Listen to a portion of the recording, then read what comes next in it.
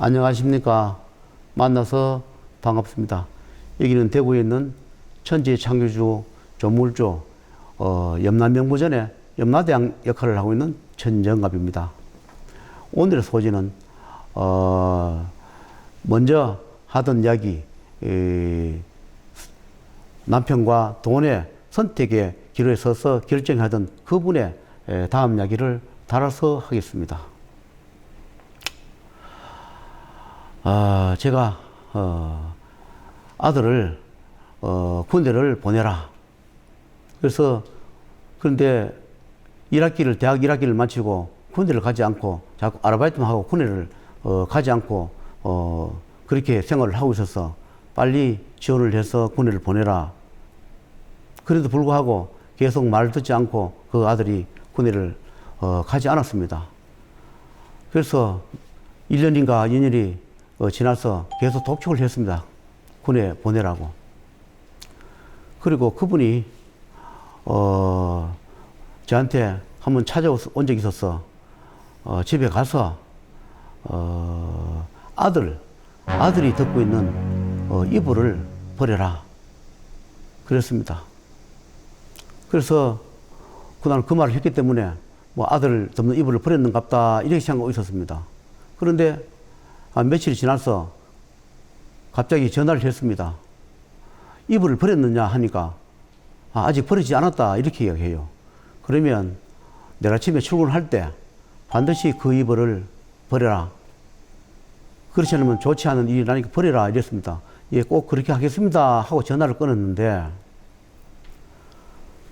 그리고 그 이튿날 저녁에 한 9시인가 돼서 전화를 하라 해서 전화를 했습니다. 이불을 아침에 출근을 버렸나 하니까 이불을 버리지 않았습니다 이렇게 해요.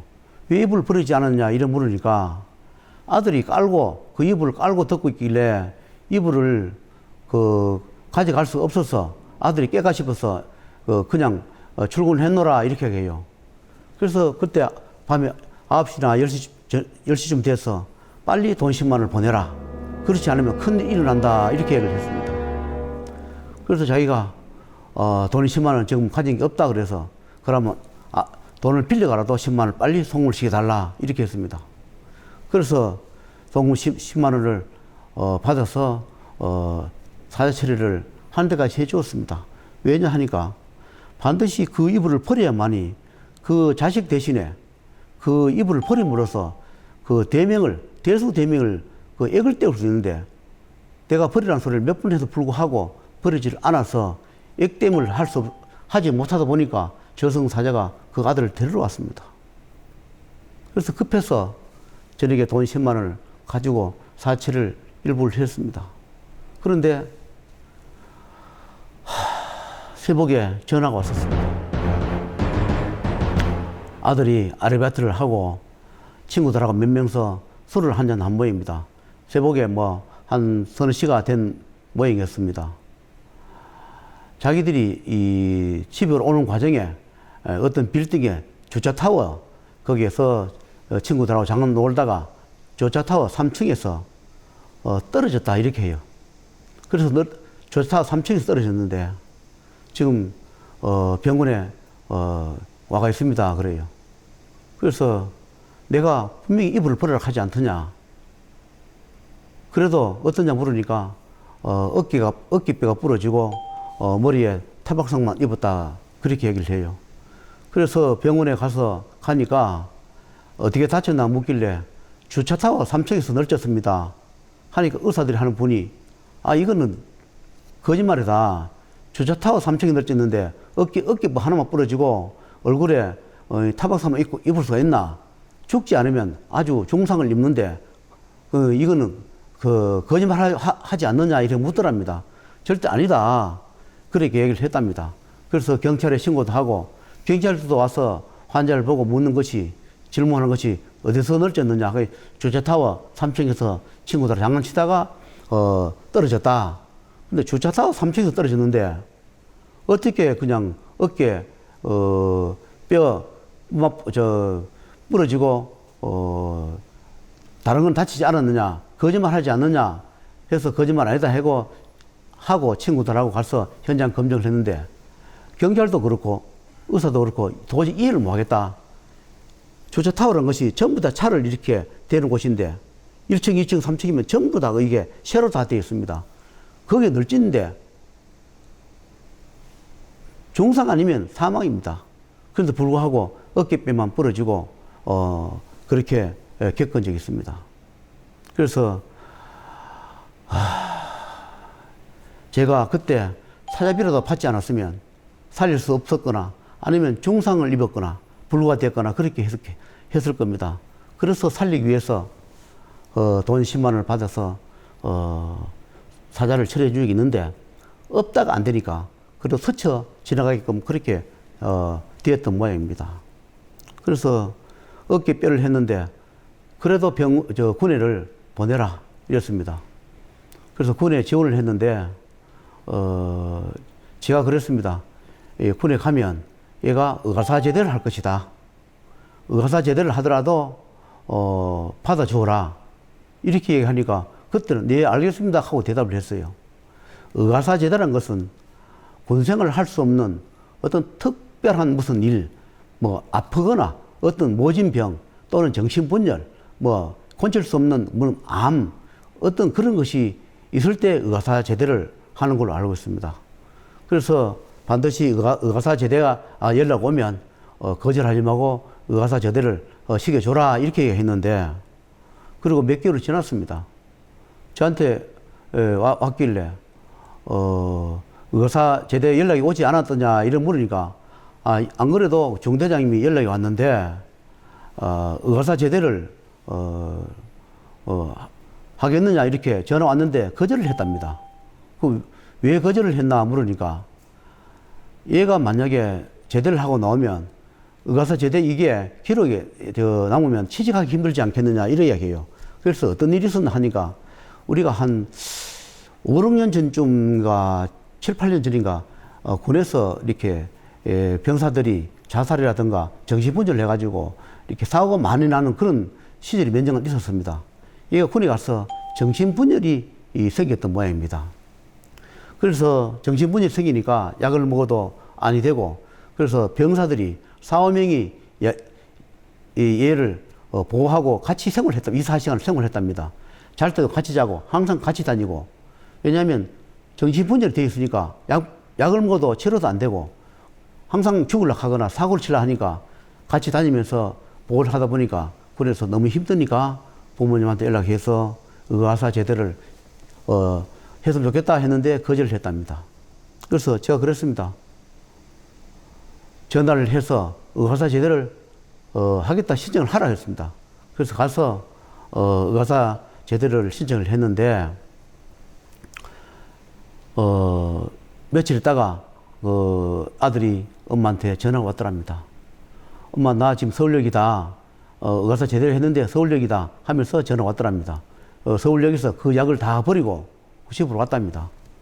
그런데 집에 왔는데 그때부터 치료를 하지도 않고 아무것도 안 했는데 정신분열이란 것도 없어져 버리고 그냥 생활을 잘 하고 있었어요. 그래서 지금도 그걸로 해가 치료한 적도 없고 그날 의가사 제대하고 난 뒤에도 병원에 간 적도 없고 지금까지도 건강하게 잘 살고 있습니다. 그래서 제가 이렇게 하늘에서 물어봤습니다.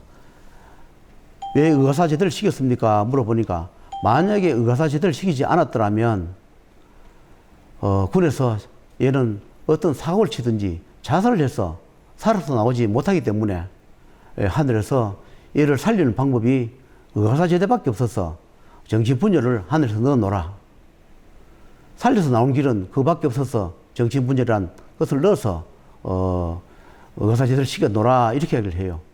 그래서 의가사 제대해 나와서 일부 어느 정도 있다가 어디 뭐 거기에 뭐 보고하거나 하는 그런 게 있는 모양입니다. 그래서 가서 보고를 하고 이제 완전하게 의가사 제대를 하고 지금도 사회생활을 하고 있습니다. 그런데 제가 느끼는 것은 그 집에는 다 명이 없습니다. 그 아들을 그렇게 살려줬는데 그 아들이 초등학생 때 어릴 때에 저한테 그 어머니의 손을 잡고 저한테 그렇게 다녔습니다. 어릴 때 기억으로 너무 애쓰고 가날프고 그래서 제가 키도 적고 가날퍼서 보약을 참 여러 번 지어줬습니다. 기도는 기도고 해주고 싶어서 여러 번 보약을 지어주기도 하면서 건강하게 크라고 해주기도 했습니다. 어릴 때 생각으로 제가 그렇게 했는데 의사를 제대로 해서 살아가는데 자기는 최선을 다해 살지만 예절하지 않는 삶, 정말로 예절하지 않는 목숨을 살려주니까 감사한 줄 모르고 사는 것 같았습니다. 가끔씩은 내가 왜 살려줬을까? 저런 사람들 왜 살려줄까? 때로는 후회가 되기도 하지만 이것 또한 해줘야 할 목이다. 인연을 잡아서 안 될 것을 잡아줬는 그런 나의 잘못이다 생각하고 하는 데까지는 해줘야 되겠다. 그렇게 생각하고 지금도 해주고 있습니다. 자식 또한 남편 경제적으로 아직도 부모한테 생활비를 준 적이 없습니다. 몇 년을 자기 어머니가 아파서 집에 누워있는 동안 제가 몇 년 동안 생활비를 제가 대줬습니다. 한 번, 두 번은 때로는 불쌍하기도 하고 동정이 더가지고 줬는데 그것을 한 달, 두 달 가고 1년, 2년씩 생활비를 대주니까 너무나 화가 나고 짜증이 나고 그랬습니다. 건강한 자식이 둘이나 있고 남편인데 불구하고 그 생활을 하지 못해서 내가 방세를 대어주고 생활비를 대주면서 몇 년 동안 할 때마다 내가 왜 이 사람을 인연을 잡아서 이렇게 힘들까 하는 후회도 많이 했습니다. 그러나 한번 인연 잡은 것이라서 버릴 수 없어서 지금까지 해주고 있습니다.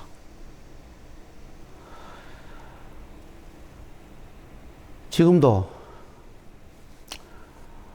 그분이 여기에 다닙니다.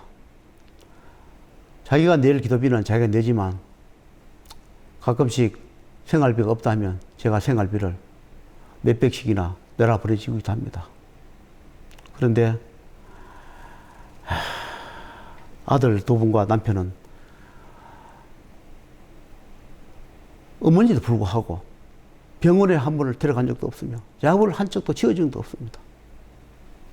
남편은 자기 부인이 몇 년 동안 여기 오지 않는 몇 년 동안 아파서 집에 누워있는 동안에 한 번도 약을 지어준 적도 없고 한 번도 병원에 데려간 적이 없습니다. 그분이 저 대구 분이 아니고 좀 옆에서 먼 지역이 있습니다. 내가 가끔씩 내려가서 병원에 들어가서 능기도 맞춰주고 약 치료도 해주고 생활비도 해주고 몇 년을 그렇게 해본 적이 있습니다. 우리가 이 세상 살아가면서 제아비는 제아비 역할을 해야 하고 자식은 자식 도리를 해야 하며 또 어미는 어미 역할을 해야 합니다. 우리가 살아가면서 어떤 행위를 했든 어떤 일을 했든 이 세상에서 한 행위는 분명히 죽어서 저승 가서 낱낱이 다 재판을 합니다.